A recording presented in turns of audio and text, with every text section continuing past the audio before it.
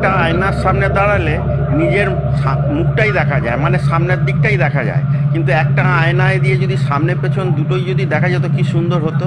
এই হচ্ছে হাওড়া ব্রিজ, সবাই আমরা দেখেছি, কিন্তু হাওড়া ব্রিজের তলাটা কীরকম দেখতে হয়। এই যে হাওড়া ব্রিজের তলাটা এরকম। গুরুত্বপূর্ণ জলপথ, হাওড়া এবং কলকাতায় জলপথে সংযুক্ত করেছে। এই যে ভেসেলগুলো সবসময় পারাপার করছে, সকাল 6টা থেকে রাত 9টা অবধি পরিষেবা দেয়, কিন্তু রবিবার বন্ধ থাকে। গুরুত্বপূর্ণ জলপথ বাবুঘাট, প্রিন্সেপ ঘাট, আর্মেনিয়াম ঘাট, আবার এদিকে বাগবাজার ঘাট। কম পয়সায় বেশ ভালোই যাতায়াত করতে পারে ডেলি প্যাসেঞ্জার যারা করে, গঙ্গার এপার ওপার যারা থাকে, যারা দুদিকেই ব্যবহার করে, তারাই জলপথ কম পয়সায় খুব কম সময়ের মধ্যেই খুব আরামদায়কভাবে যেতে পারে এবং ছোটোখাটোভাবে ট্যুরও করা যেতে পারে ঘুরে, বেশ ভালোই এইসব দৃশ্যগুলো দেখা যায়, বেশ সুন্দর।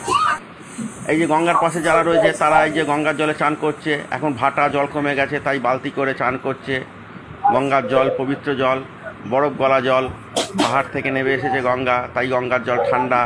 কিছু কিছু ছেলেপুলেরা আবার বেশ মজা করে লঞ্চের থেকে ঝাঁপ মারছে।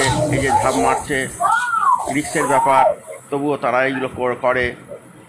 এই যে আবার বাচ্চারা এই যে ঘুরছে, যে কোনো মুহূর্তে অ্যাক্সিডেন্ট হতে পারে, কিন্তু এদের কাছে কোনো ব্যাপারই নয়, কোনো ব্যাপারই যেন নয়।